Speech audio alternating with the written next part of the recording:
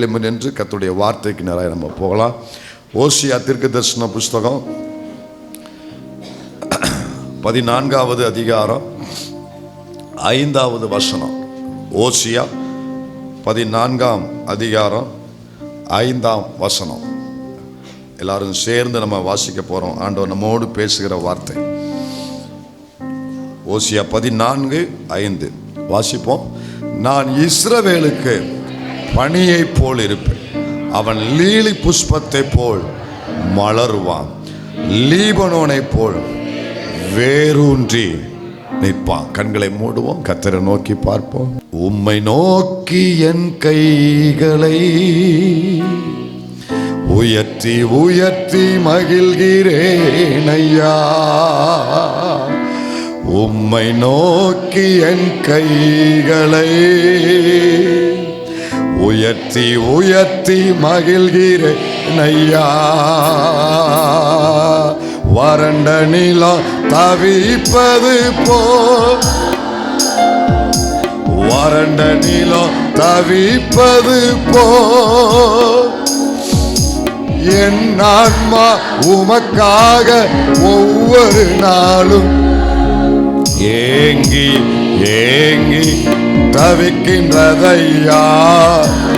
ஏங்கி ஏங்கி தவிக்கின்றதையா. எனது ஏக்கமே சொல்லுங்க,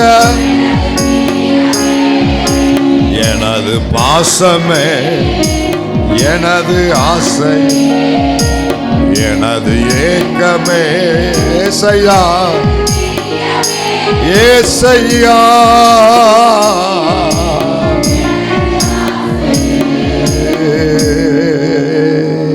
எங்களோடு பேசும் வார்த்தையை கேட்கறதுக்கு எங்கள் செவிகள் திறக்கப்படட்டும். ஆண்டவரே, பனி போல் இறங்குகிற தேவன், மண்ணுக்குள் இருக்கிறவைகளை மறுபடியும் கொண்டு வருகிற கர்த்தர், புறப்பட பண்ணுகிற ஆண்டவர், இந்த காலை நேரத்தில் நீர் பனி போல் இந்த பிள்ளைங்க மேலே இறங்குங்க. எங்கள் பிள்ளைங்க மேலே நீங்கள் இறங்குங்கப்பா. இந்த வருஷ இறுதியில் உம்முடைய சன்னிதானத்தில் வந்து நிற்கிறோம் கர்த்தாவே. உம்முடைய கிரியையை நீர் மறுபடியும் உயிர்ப்பிப்பீராக, உயிர்ப்பிப்பீராக. இந்த பிள்ளைங்கள் வாழ்க்கையில் எதெல்லாம் மரித்த நிலைமையில் இருக்குதோ, இவ்வளவு நாட்கள் முயற்சித்து இனிமே இதுல முயற்சி எடுக்க வேண்டாம், இதுல வாய்ப்பே இனிமே கிடையாது, இனி நடக்க போகிறது இல்லை, கர்த்தர் செய்ய போகிறது இல்லை அப்படிங்கிற அளவுக்கு எதெல்லாம் மக்கி போனதோ, எதெல்லாம் நம்பிக்கை அற்று போனதோ அவைகளை கர்த்தர் புறப்பட பண்ணுவீராக.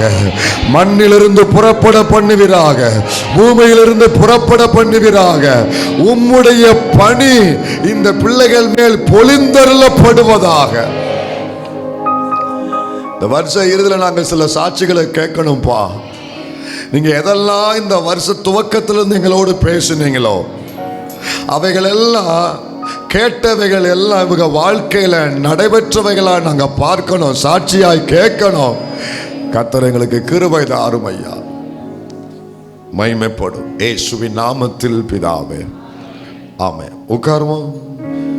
எனது ஏக்கமே, எனது பிரியமே, எனது பாசமே, எனது ஆசை. அல்லேலூயா. நான் இஸ்ரவேலுக்கு பனியை போல் இருப்பேன். நம்முடைய ஆண்டவர் நமக்கு பனியை போல் நமக்காய் செயல்படுகிற தேவன், பனி போல நமக்காக செயல்படுகிற கர்த்தர். ஸோ போன வாரம் நம்மோட ஆண்டவர் பேசினாரா, உம்முடைய பனி பூமியின் மேலே பொழிந்தருளும். உம்முடைய பனி பொழிந்தருளும் பொழுது பூமிக்குள்ள மரிச்சு போன, மக்கி போன, செத்து போன அனைத்தையும் பூமி புறப்பட பண்ணும். உங்கள் வாழ்க்கையில் எதெல்லாம் மக்கின நிலைமையில் இனிமே வாய்ப்பு இல்லை அப்படிங்கிற நிலைமைக்கு வந்ததோ அவைகளை கர்த்தர் புறப்பட பண்ணுவாராக. புறப்பட பண்ணுகிற ஆவியானவர் பனிபோல் தன் பிள்ளைகள் மேல் இறங்கி வருவாராக. இந்த பனி என்று கர்த்தர் சொல்ல காரணம் என்ன? எதற்காக ஆண்டவர் பல விதத்தில் தன்னை ஆண்டவர் ஒப்பிட்டு சொல்லி இங்கே பனியை போல் இருப்பேன் ஆண்டவர் சொல்லுகிறார்.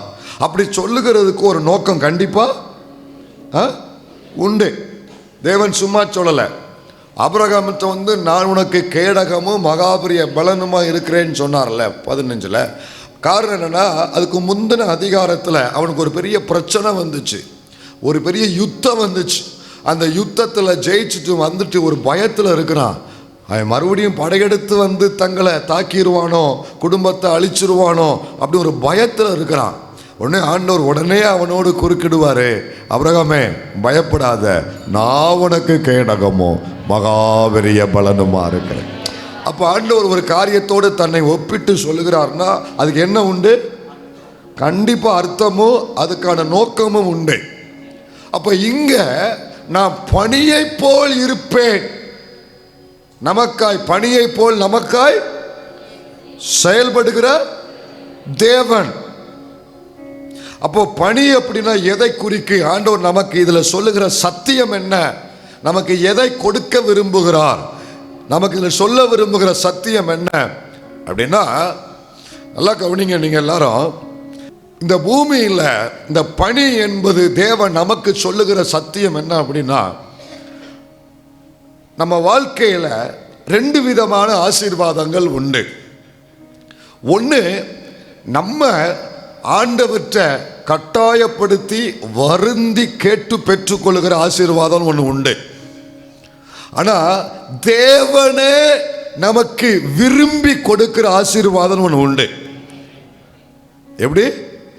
தேவனே நமக்கு விரும்பி கொடுக்கிற ஆசீர்வாதம் உண்டு. சொல்லுங்க, விரும்பி கொடுக்கிற ஆசீர்வாதம், வருந்தி வாங்குற ஆசீர்வாதம் அல்ல. ஒன்று வருந்தி வாங்குற ஆசீர்வாதம் ஒன்று உண்டு, இன்னொன்று தேவனே விரும்பி நமக்கு கொடுக்கிற ஆசீர்வாதம் உண்டு. இந்த பணி எதை குறிக்குன்னா, தேவனே விரும்பி நமக்கு கொடுக்கிற ஒரு ஆசீர்வாதம். எப்படின்னா, ஆதி நாட்கள் ஏதேன் தோட்டத்தில் ஆண்டவர் எல்லாவற்றையும் சிருஷ்டித்த பின்பு 2ஆம் அதிகாரத்தில் 5ஆம் வசனம் என்ன சொல்லியிருக்குன்னா, 2:5 வாசி. நிலத்தினுடைய சகலவித செடிகளும் பூமியில் மேல் இன்னும் உண்டாகவில்லை, நிலத்தினுடைய சகலவித பூண்டுகளும் இன்னும் முளைக்கவில்லை. அப்படிங்க, பூண்டுகள் செடிகள் இன்னும் என்ன செய்யப்படவில்லை? முளைக்கவில்லை. போதும், இப்ப கவனிங்க, இன்னும் முளைக்கவில்லை. இப்ப நான் உங்களை பார்த்து ஒரு கேள்வி கேட்கிறேன். இப்ப பூமியில போடுகிற விதை அல்லது ஊன்றுகிற ஒரு செடி அது முளைக்க வேண்டும் என்றால் அதுக்கு என்ன வேணும்? சொல்லுங்க, என்ன வேணும்? தண்ணி வேணும்னா என்ன வரணும்? மழை வரணும். மழை வந்தாத்தான் விதைகள்லாம் என்ன செய்யும்? முளைத்து வெளியே வரும், இல்லையா? ஆனா உண்மை என்னன்னா, சத்தியம் என்னன்னா, மழை என்பது நோவா காலத்துக்கு அப்புறம் தான் மழையே வந்துச்சு.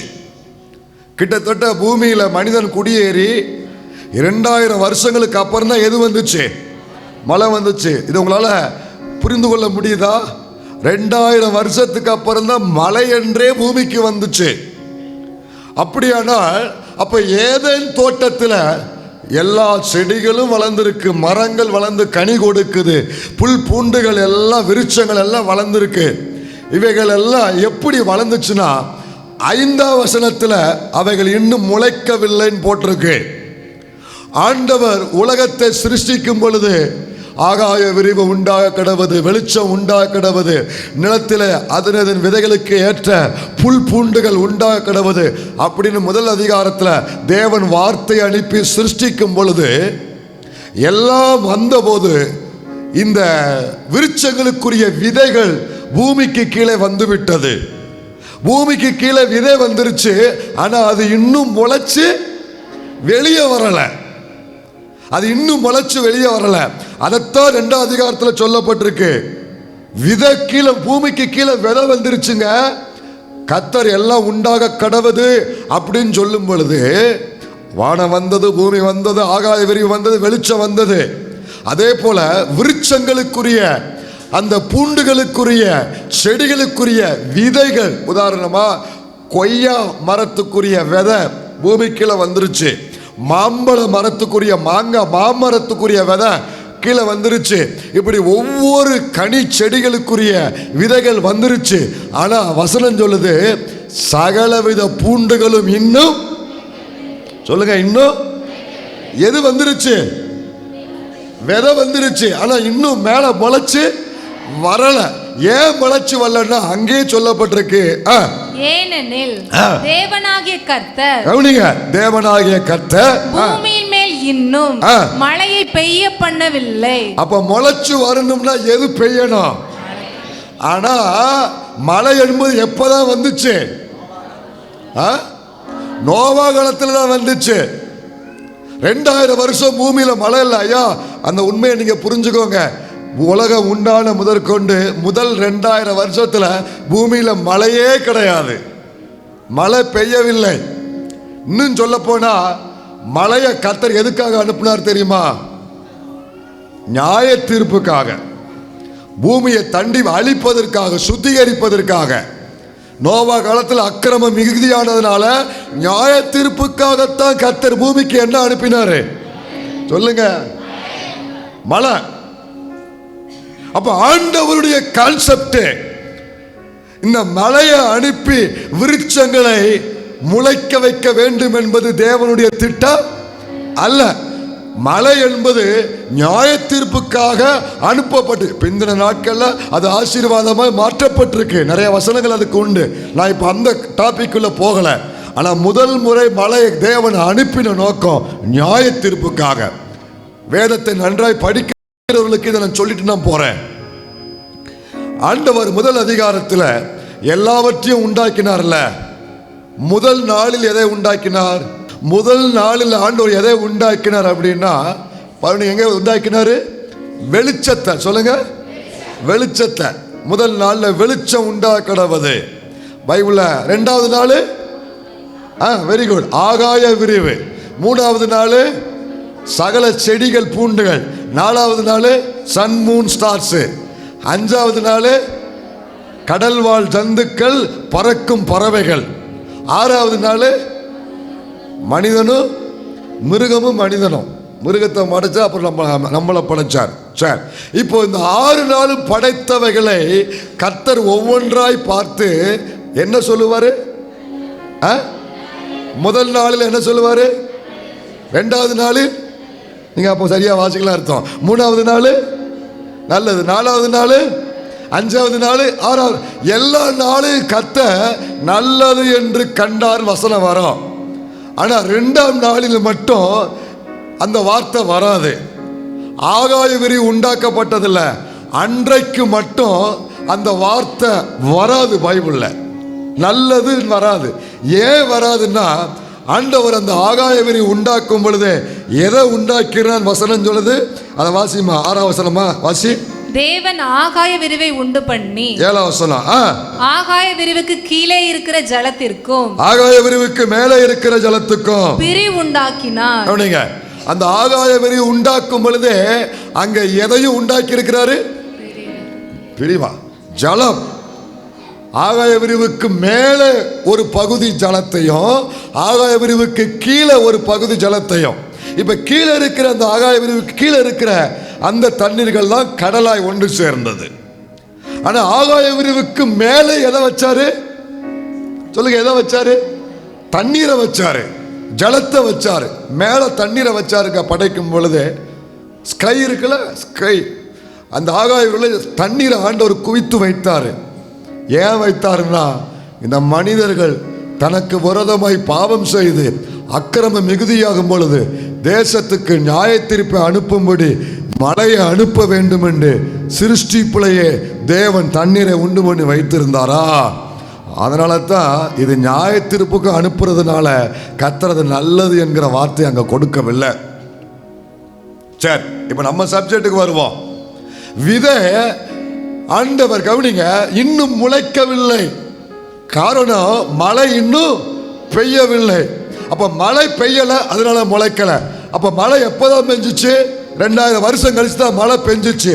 ஆனா கீழே 2ஆம் அதிகாரத்துல 8ஆம் வசனத்துக்கு வந்தீங்கன்னா, 8ஆம் வசனம் வாசிங்க. தேவனாகிய கர்த்தர் கிழக்கே ஏதேன் என்னும் ஒரு தோட்டத்தை உண்டாக்கி. எதா? சொல்லுங்க, எதா? தோட்டம். 5ஆம் வசனத்துல எது இருக்கு? என்ன இருக்கு? பூமிக்கு கீழே விதைதான் இருக்கு. ஆனா 8ஆம் வசனத்துல விதை எப்படி ஆயிருச்சு சொல்லுங்க, எப்படி ஆயிருச்சு? தோட்டம். ஆனா இடையில மழை பெஞ்சிச்சா?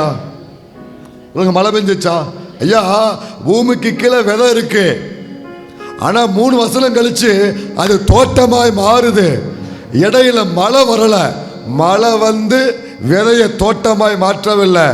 அப்போ அது வந்திருக்குன்னா ஆண்டவர் எதை அனுப்பினாரு? 6ஆம் வசனம் வாசிங்க.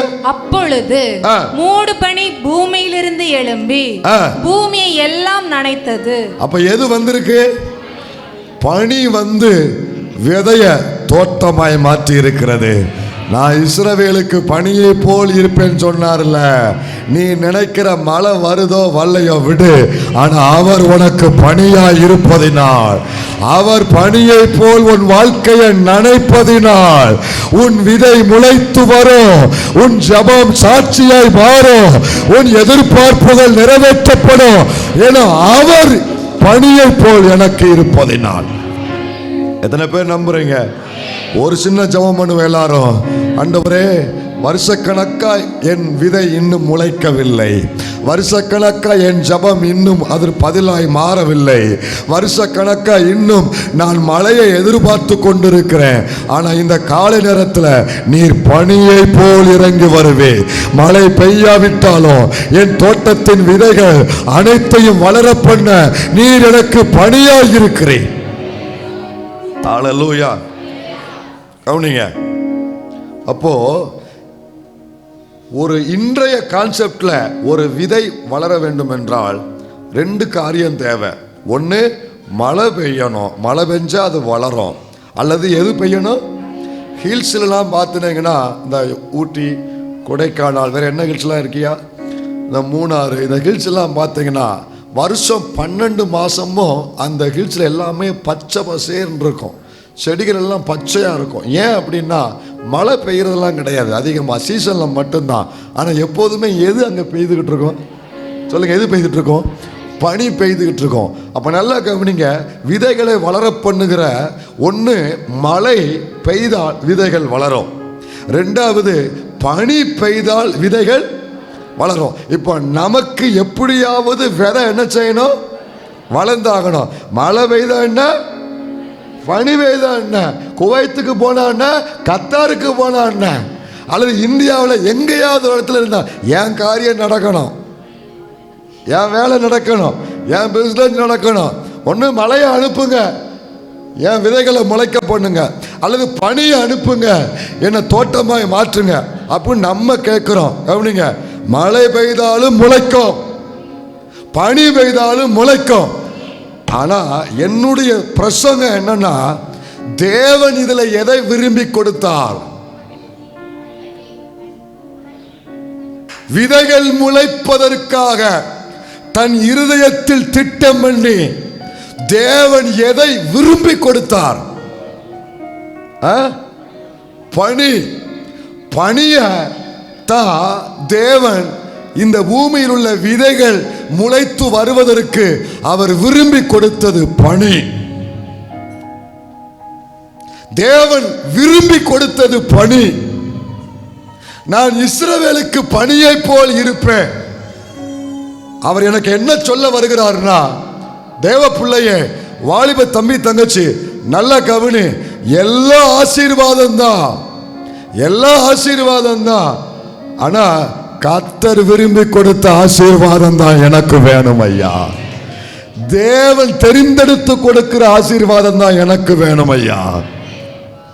கர்த்தரின் ஆசீர்வாதமே, அதனால சொல்லு, அமைதியா இருக்க.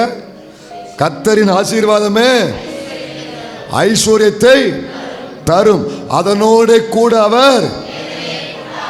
அப்ப எல்லா ஆசீர்வாதம் தான். அம்பானியும் எப்படித்தான் இருக்காரு, இப்போ ஆசீர்வாதமா தான் இருக்காரு. பிஎம்மும் எப்படித்தான் இருக்காரு, சிஎம்மும் எப்படித்தான் இருக்கிறாரு, எம்எல்ஏ இதெல்லாம் எப்படித்தான் இருக்கு, அப்புறம் எம்பி இதெல்லாம் எப்படித்தான் இருக்கு, எல்லாம் ஆசீர்வாதமா தான் இருக்கு. நல்லா கவனி, நல்லா கவனி. கர்த்தர் விரும்பி கொடுக்கிற ஆசீர்வாதம் ஒன்று இருக்கு. நீ தேவ பிள்ளையானால், நீ தேவனை ஏற்றுக்கொண்ட பிள்ளையானால், தேவனை சேவிக்கிற பிள்ளையானால், எல்லா ஆசீர்வாதம்ங்கிற அந்த கண் உன் கண் அப்படி போகக்கூடாது. ஆண்டவரே எனக்கு தேவைதான், எனக்கு இதெல்லாம் தேவைதான், ஆனா இதுல நீர் விரும்பி கொடுக்கிற எதுவோ அது எனக்கு வேண்டும் ஆண்டவரே.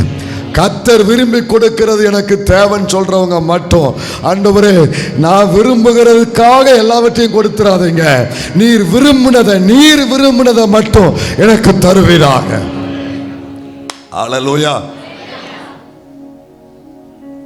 தேவன் விரும்பி கொடுப்பதுதான் நமக்கு நிலைக்கும். தேவன் விரும்பி கொடுப்பதுதான் நமக்கு பாதுகாப்பானது. தேவன் விரும்பி கொடுப்பதுதான் தலைமுறையாக அது பேர் சொல்லக்கூடிய அளவுக்கு நிலைத்திருக்கும். தேவன் விரும்பி கொடுப்பதில் தான் அதுல எந்த வேதனையும் இருக்காது. சொல்லுங்க, வருந்தி கேட்பது அல்ல, நீங்க விரும்பி கொடுப்பது எனக்கு போதும் ஆண்டவரே. நிர்பந்தத்தினால மழையை அனுப்பி முளைக்கணுங்கிற அவசியம் இல்லை. நீங்க விரும்பினபடி பனியை போல் எனக்கு இருந்தாலும் போதும். நீங்க விரும்பின ஆசீர்வாதம் எனக்கு வேணும் ஆண்டவரே. அல்லேலூயா. ஆண்டவரே விரும்பி கொடுக்கிற காரியத்தை ஏற்றுக்கொள்ளுகிற தேவ பிள்ளையே, உன் வாழ்க்கை மறைவிடத்தில் இருந்தாலும் நீ ஆயிரங்களுக்கு ஆசீர்வாதமா இருப்ப. கர்த்தர் விரும்பி கொடுக்கிற காரியத்தை மட்டுமே கண்ணோக்கமா இருக்கிற தேவ பிள்ளையே, உன் வாழ்க்கை ஒரு நாளும் தொய்ந்து போகாது. நீ இருக்கிறதுல கர்த்தருக்குள்ள மனரம்யமா இருப்ப, நீ சந்தோஷமா இருப்ப. கர்த்தர் விரும்பி கொடுக்கிறத ஒரு மனுஷன் ஏற்றுக்கொள்றான் பாருங்க, அவன் வாழ்க்கையில உயர்வு இருந்தாலும் தாழ்வு இருந்தாலும் கர்த்தருக்குள்ள அவன் மனரம்யமா சந்தோஷமா இருக்க முடியும். அவன் தான் சொல்ல முடியும், கர்த்தருக்குள் எப்பொழுதும் சந்தோஷமா. சிறைச்சாலை என் ஆண்டவர் விரும்பி கொடுத்திருக்கிறாரு, நான் ஏற்றுக்கொள்றேன், சந்தோஷமா இருக்கிறான்.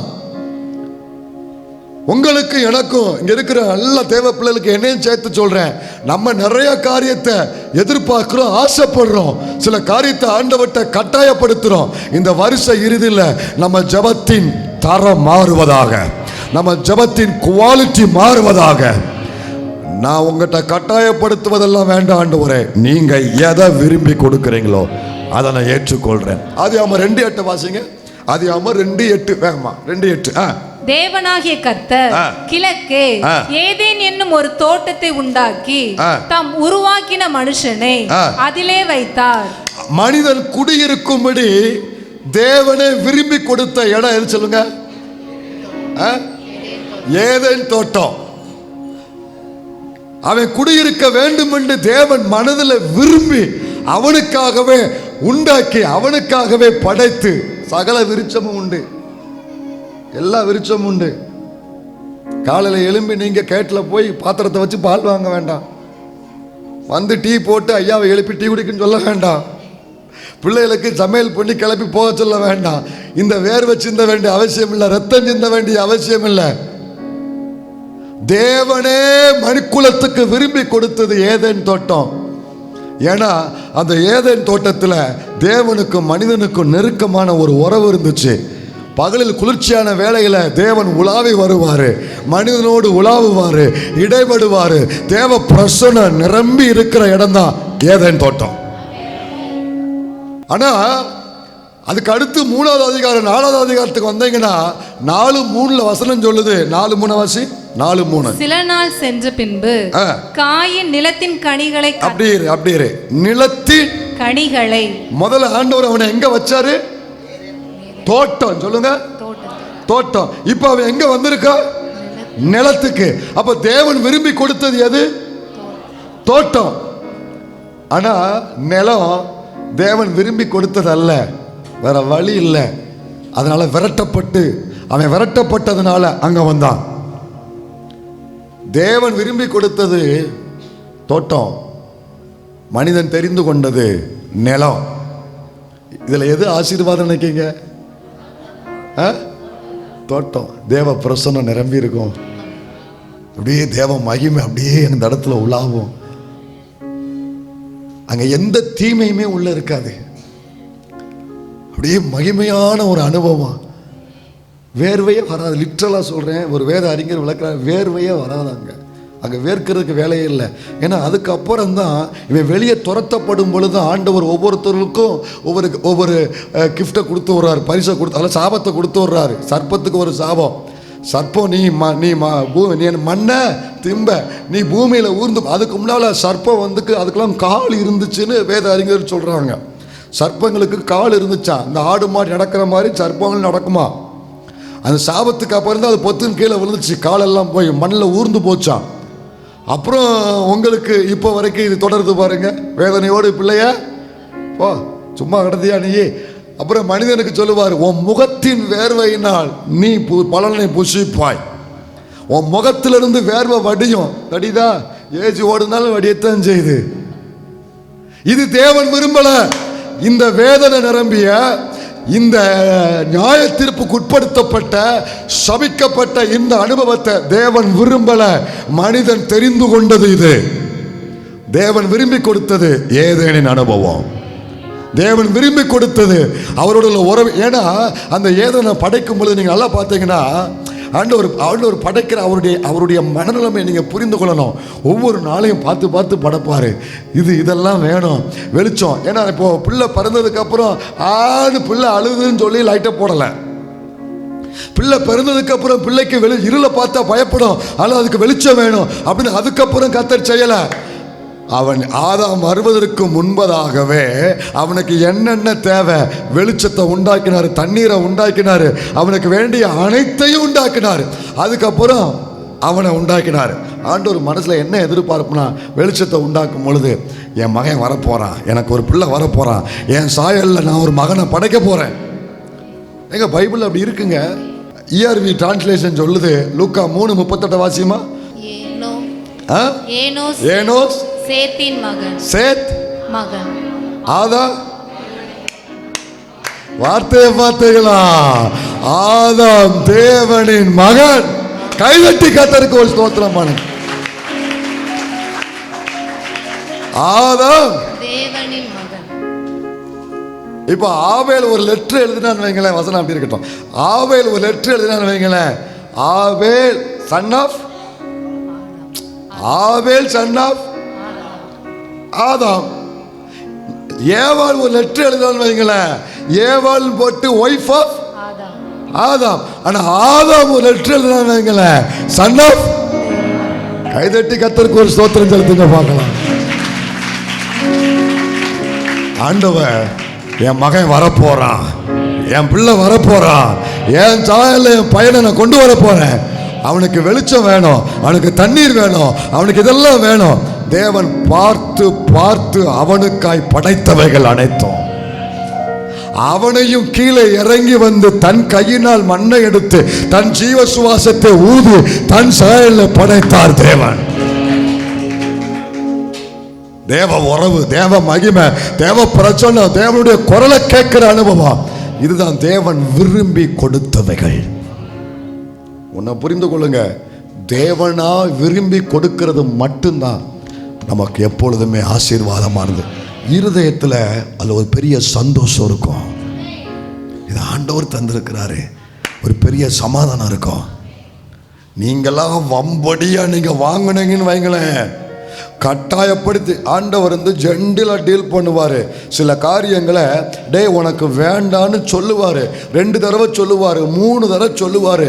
நீ கட்டாயப்படுத்துனா விட்டுருவாரு.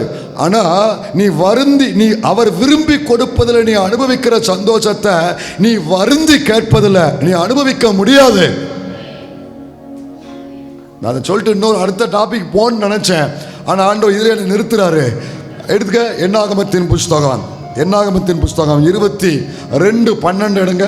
என்னாகமம் 22:12 வாசிங்க. அதற்கு தேவன் பிலேயாமை நோக்கி, நீ அவர்களோட போக வேண்டாம். போதும், கவனிங்க.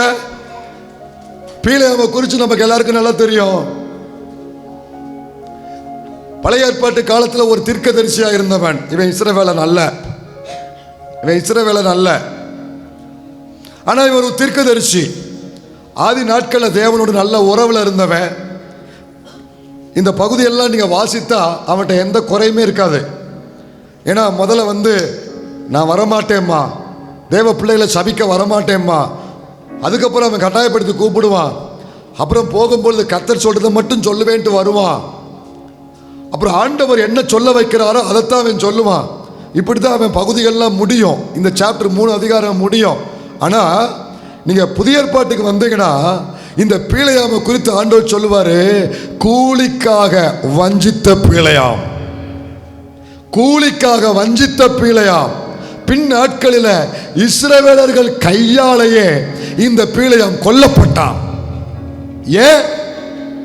நீங்க வாசிக்கிற அந்த 22, 23, 24 ஆகிய 3 அதிகாரத்திலையும் பீலையாமை பற்றி பார்க்கும் பொழுது அவன் எந்த தவறும் செய்யாதவன் தான். பார்க்க நல்ல மனுஷனாத்தான் தெரியும், உண்மை உள்ளவை மாதிரி தெரியும். ஆனா பின் நாட்களில் இஸ்ரவேலர்கள் கையாள கொல்லப்பட்டா. புதிய ஏற்பாட்டில் அவனை ஆண்டவர் ஒரு எச்சரிப்பாக வைத்தார்.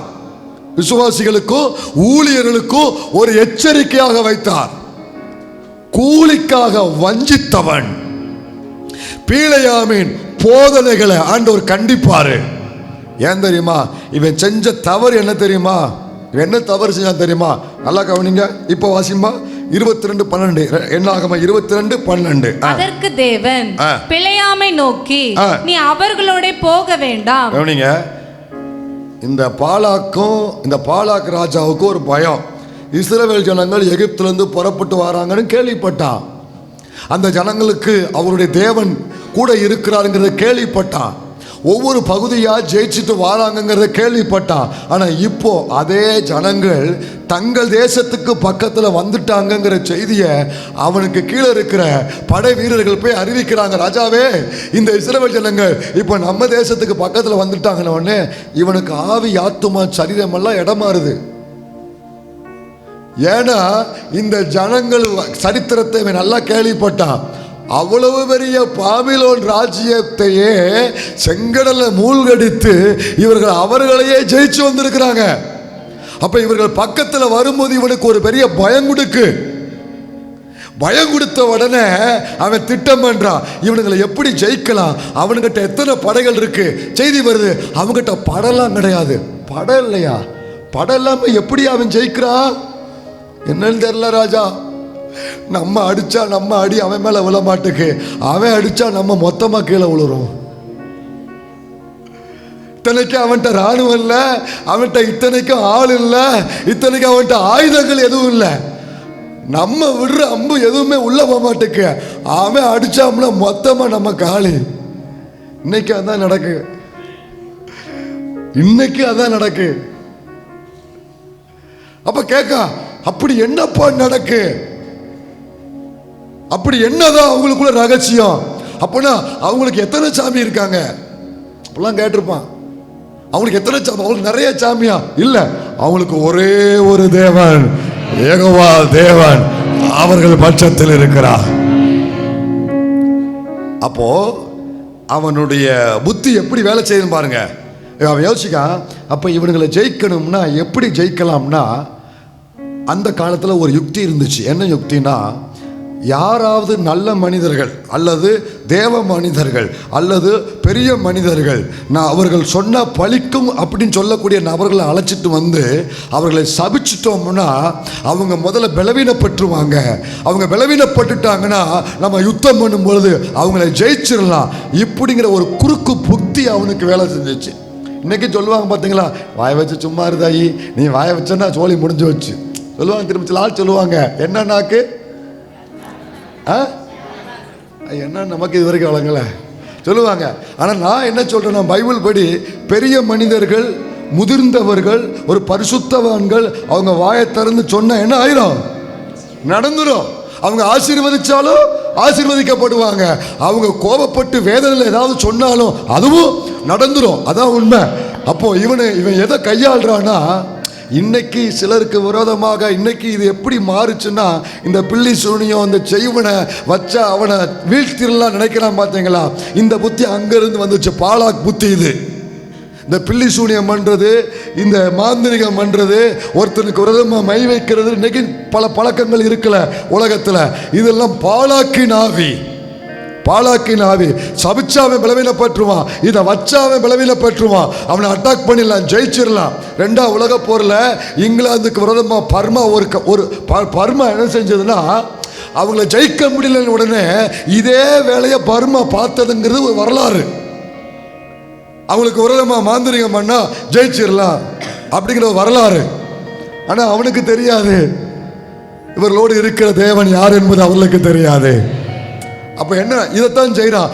அப்போ பீலையாம கூப்பிடுறாங்க, தேடி கண்டுபிடிச்சி வாப்பா அப்படின்னு கூப்பிட்றாங்க. பீலையாம சொல்கிறான், நல்ல பிள்ளையா, நீ கூப்பிட்டாலாம் வரமாட்டேன், நான் ஆண்டவர் சொன்னாதான் நான் வருவேன் அப்படின்ட்டு நான் போய் ஜோம் பண்ணுறேன், ஆண்டவரே போகவா வேண்டாமா. ஆனால் பீலையாம பொறுத்தவரை அன்றைக்கி ஒரு நல்ல தீர்க்கதரிசி. அவன் சொன்னால் நடக்கும், அவன் சொன்ன காரியங்கள் அனுகூலப்படும் அப்படிங்கிற நம்பிக்கை இருந்துச்சு. உண்மையிலே அவன் இப்போ ஆரம்ப நாட்கள் அப்படி இருந்தவன் தான். அப்ப அவனை கூப்பிட பொழுது அவன் சொல்றான், 22:12 மறுபடி வாசிங்க. அதற்கு தேவன் பிலேயாமை நோக்கி, நீ அவர்களோட போக வேண்டாம். சொல்லுங்க. அவன் கேட்ட ஒரு காரியத்துக்கு கர்த்தரின் பதில் என்னங்க? போகவா வேண்டாமான்னு அவன் கேட்கான். கர்த்தர் என்ன சொல்றாரு? போக வேண்டாம். போக வேண்டாம். வாலிப தங்கச்சிகள் மட்டும் சொல்லுங்க. போக வேண்டாம். வாலிப தங்கச்சின்னு சொன்னேம்மா, வாலிப தங்கச்சி சொல்லுங்க. போக வேண்டாம். தம்பிகள் மட்டும் சொல்லுங்க.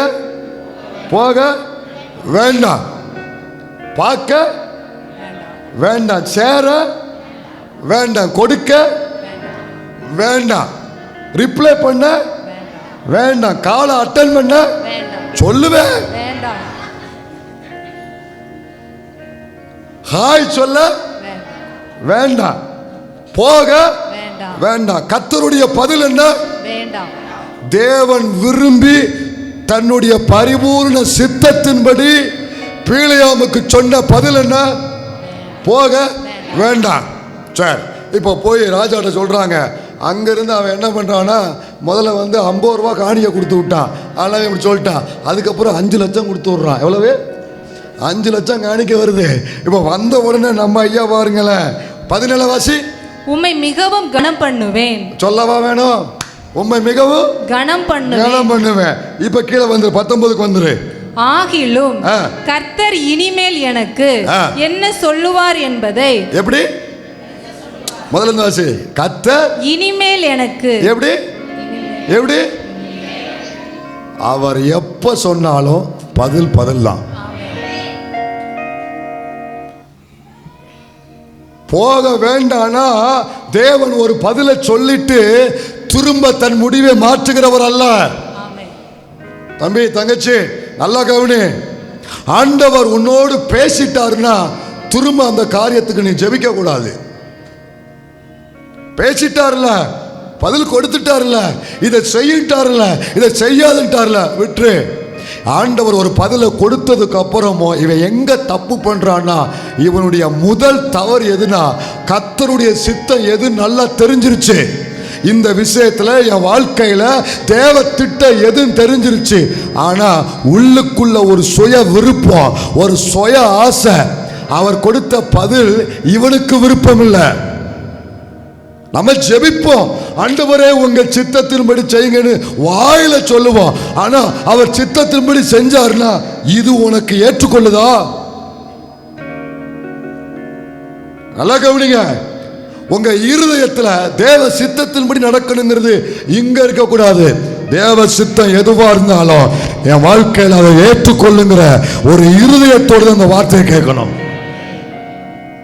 இவன் திரும்பவும் போய் ஆகிலும் இனிமே கர்த்தர் என்ன சொல்லுவார், இங்கதான் இவன் தவறுனா. ஆண்டவர் என்ன பண்ணார் தெரியுமா? வாசிக்கல, தொடர்ந்து வாசி. 20 வாசி. இரவிலே தேவன் பிலேயாமிடத்தில் வந்து, அந்த மனிதர் உன்னை கூப்பிட வந்திருந்தால் நீ எழுந்து அவர்களோட கூட போ.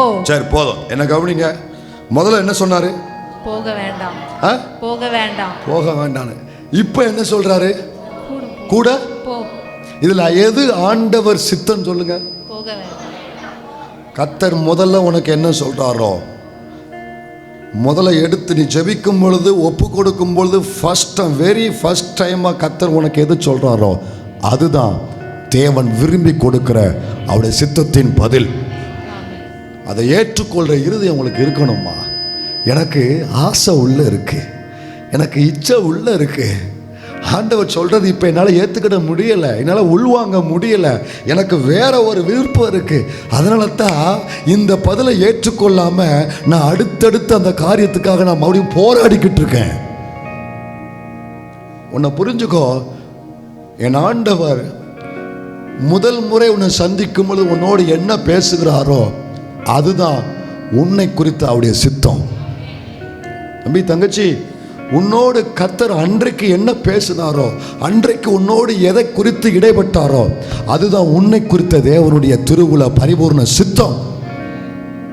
அது உன்னால் ஏற்றுக்கொள்ளதுக்கு மனது இல்லாமல் நீ மறுபடியும் உன் ஜெபத்தை தொடர்ந்தேன்னா, உன் விருப்பத்தை முன் வச்சு நீ கேட்டேன்னா, என் ஆண்டவர் சில நேரங்களில் பிலேயாமுக்கு சொன்ன மாதிரி முதல்ல போக வேண்டான்னு சொன்னவ திரும்ப மறுபடியும் என்ன செய்வார்? போன்னு சொல்லுவார். ஆனால் அது தேவனுடைய விருப்பத்தின் சித்தம் அல்ல, அது அனுமதிக்கப்பட்ட சித்தம். என்ன சித்தம்? காட்ஸ் பர்ஃபெக்ட் வில் அப்படின்னு ஒன்று உண்டு, காட்ஸ் பர்மிஷன் வில் அப்படின்னு ஒன்று உண்டு. முதல்ல பர்ஃபெக்ட் வில்லுங்கிறது போக வேண்டாம்.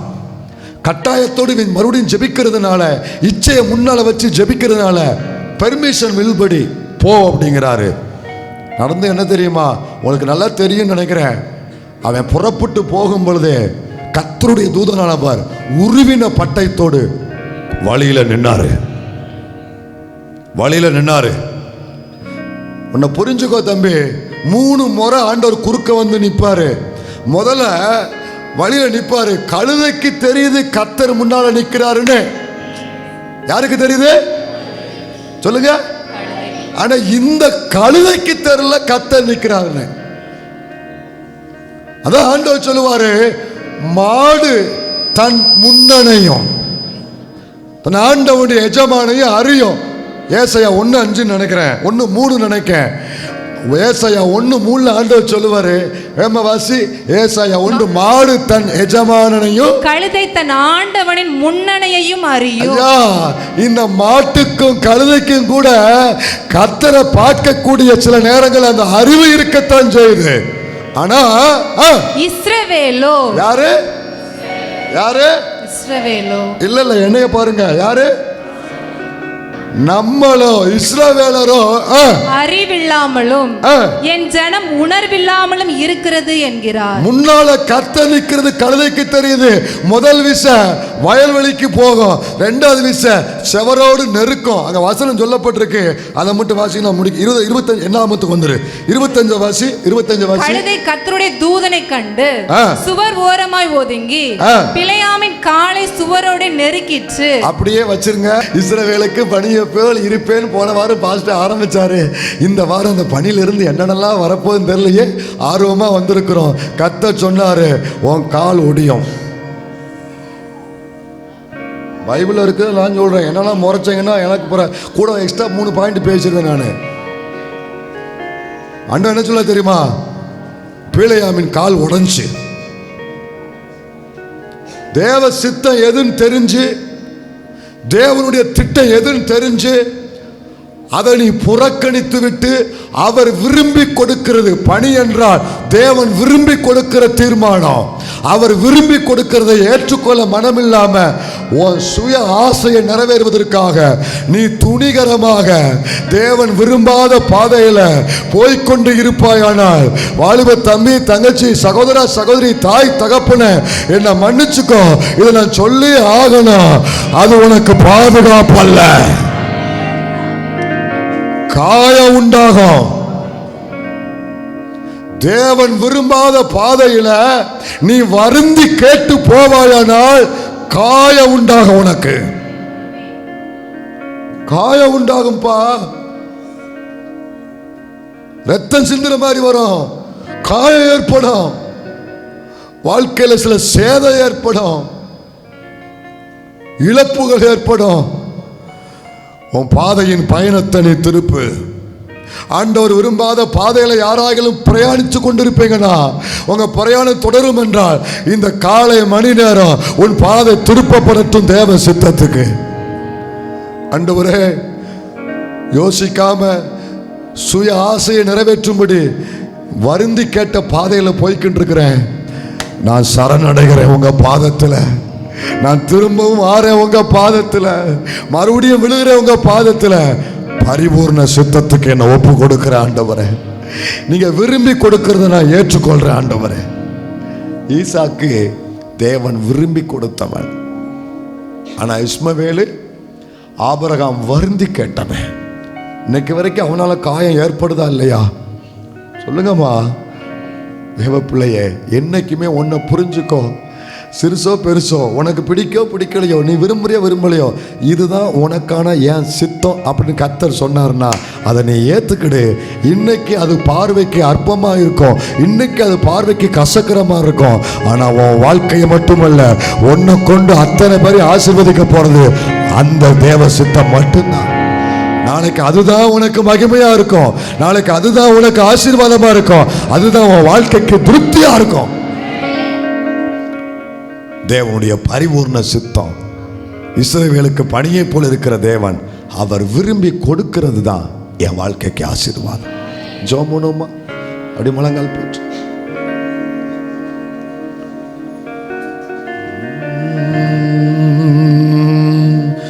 உமது அன்பை அதிகாலையில் காண செய்யும் கருணை நேசரே, உமது அன்பை அதிகாலையில் காண செய்யும், உம்மையே நம்பியுள்ளே, நீர் விரும்பும் உம் நல்ல பாதைகளை தினந்தோறும் காட்டவே திவ்யநாதரே, தினந்தோறும் காட்டவே திவ்யநா. அப்படியே ஜெபம் பண்ணுங்க, வாய் திறந்து ஜெபம் பண்ணுங்க. வேண்டாம் ஆண்டவரே, இனிமே இந்த பாதிப்பு உனக்கு வேண்டாம் இல்லையா? ஏன் உனக்கு இந்த காயம் தெரியுமா தங்கச்சி? ஏன் உன் வாழ்க்கையில் இந்த சமாதானத்தை நீ இழந்திருக்க தெரியுமா? உன் மனசுல கொஞ்சம் கூட சமாதானமே இல்லைல்ல. இப்போ நீ வெளியே நடமாடுற, உண்மையை சொல்லு. உனக்குள்ள ஒரு சந்தோஷம் இருக்கான்னு யோசித்து பாரு, ஒரு சமாதானம் இருக்கான்னு யோசித்து பாரு. ஒரு குழப்பம் இருந்துகிட்டே இருக்கு பார்த்தியா? ஒரு வேதனை இருந்துகிட்டே இருக்கு பார்த்தியா? நீ வெளியே நடமாடுற, சாப்பிட்ற, எல்லாம் செய்யற, ஆனா உள்ளுக்குள்ள ஒரு வேதனை, ஒரு பெயின் இருந்துகிட்டே இருக்கு பார்த்தியா? வேண்டாம், விட்டுரு. நீயா வருந்தி கேட்பது உனக்கு ஆசீர்வாதம் அல்ல, தேவன் விரும்பி கொடுப்பதுதான் உனக்கும் உன் மூலம் பிறருக்கும் அது ஆசீர்வாதம். அப்ப நீங்க வாலிப பிள்ளைங்க எல்லாரும் ஒப்பு கொடுங்க. அல்லேலூயா. உன்னோடு கர்த்தர் இடைப்பட்டு இருப்பார். ஆனால் யாராகலே விடாப்பிடியா இப்போ வரைக்கும் கர்த்தர் சித்த அறிந்து கொண்டதுக்கு அப்புறமும் அதை ஏற்றுக்கொள்ளாம நீ வேற ஒரு பாதையை தெரிந்தெடுத்திருப்பீங்கன்னா இப்ப நான் அதை விட்டு விடுகிறேன், இப்ப நான் அதை விட்டு விடுகிறேன். வாய் திறந்து ஜெபம் பண்ணுங்க எல்லாரும். இப்ப நான் அதை விட்டு விடுகிறேன் ஆண்டவரே. மறுபடியும் நீ உண்மையாய் அதை விட்டு விடுகிறேன் என்கிற ஒரு இருதயம் உனக்கு இருக்குப்பானால், நீ எந்த நிலைமையில எவ்வளவு தூரத்தில் போயிருந்தாலும் உன்னை மறுபடியும் தன்னுடைய எல்லைக்கு கொண்டு வந்து, உன்னை மறுபடியும் தன்னுடைய சித்தத்துக்கு கொண்டு வந்து, உன்னை எதற்காய் கருவில உருவாக்கினாரோ, எதற்காய் உன்னை ரட்சித்தாரோ, எதற்காய் உன்னை அபிஷேகித்தாரோ, எதற்காய் இந்த கிருபையை உனக்கு தந்தாரோ, அதற்கு உன்னை கொண்டு வருவதற்கு தேவன் உண்மை உள்ளவர். இந்த கர்த்தர் உண்மை உள்ளவர். நீ விலகினாலும் உன் பட்சமா நிற்கிறார். உன்னை அவர் பாதத்தில் கொண்டு வர வேண்டும் என்று, அவர் சித்தத்துக்குள்ள கொண்டு வர வேண்டும் என்று கர்த்தர் உனக்கு அன்றைக்கு உருவின பட்டயத்தோடு இருந்தாரு. இன்னைக்கு சொல்லட்டுமா, மறுபடியும் என் பிள்ளை எப்ப ஏட்ட வருவான்னு சொல்லி இரு கரமும் விரித்தவராய் நிற்கிறாரு. பேலையாமுக்கு பட்டயத்தோடு நின்னாரு. ஆனது காலை நேரத்தில் என் விசுவாச கண்கள்ல நான் தரிசனமா நான் பார்க்கிறேன். அவர் காயம்பட்ட, தழும்புகள் பட்ட இரு கரத்தையும் விரித்தவராக என் பிள்ளை வருவா, என் பாதைக்கு வருவா, என் சித்தத்துக்கு வருவா, இரு கரம் விரித்து கொண்டு எதிர்பார்க்கிற தகப்பன், உமல உருக்கமா இருக்கிற தகப்பன். இனியும் தொடராத, அவர் சொல்லாத பாதையில தொடராத. அவர் விரும்பாத பாதையை தொடராத. ஒப்பு கொடுங்க. உண்மையா என்னாலும் பரவாயில்ல ஆண்டவரே, இந்த மூச்சு இருக்கிற வரைக்கும் உங்க சித்தத்தின் மையத்தில் வாழ்ந்து முடிக்க நான் ஒப்பு கொடுக்கிறப்பா. எனது ஏக்கமே, எனது பிரியமே, எனது பாசமே, எனது ஆசை. அப்படி எழுப்பி நிற்போமா? உமது அன்பை அதிகாலையில் காண செய்யும் கருணை நேசரே, உங்க அன்பை அதிகாலையில் காண செய்யும் கருணை நேசரே, உம்மையை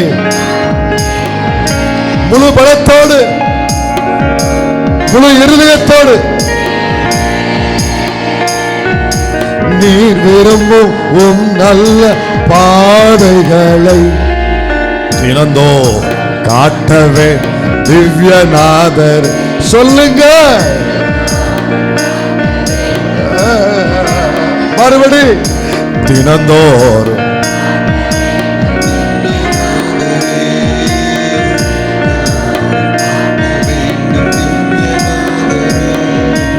எனது ஏக்கமே, எனது பிரியமே,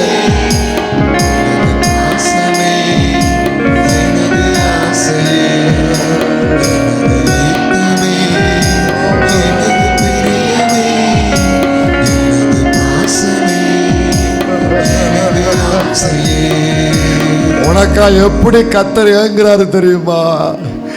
என்னால உணர முடியுது. இந்த பலிபீடத்தில் இருந்து ஆண்டவர் உருக்கத்தோடு நிற்கிறாரு தெரியுமா? உங்களை விட்டு போக மாட்டேன்பான்னு ஒரு வார்த்தை நீ சொல்ல மாட்டேயான்னு கர்த்தர் எதிர்பார்க்கிறாரு.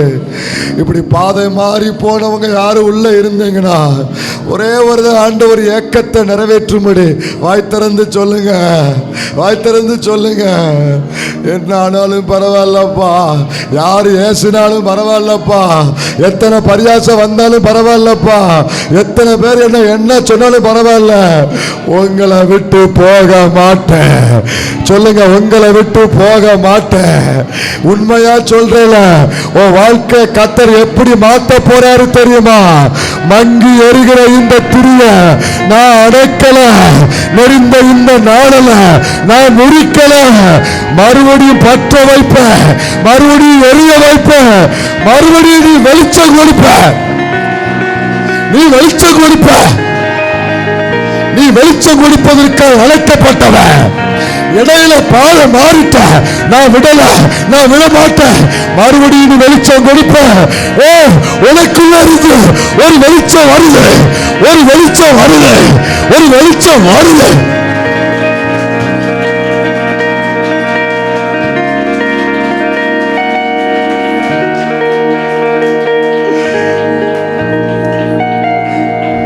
இந்த ஆராதனை யாருக்கு சந்தோஷமா இல்லையோ, ஆண்டவருக்கு பெரிய சந்தோஷம். ஏன் தெரியுமா?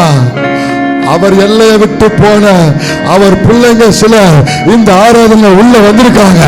அவர் எல்லைக்குள்ள வந்துட்டாங்க. நீங்க தான் பாக்குற ஒரு உறவுக்குள்ள வந்துட்டீங்க.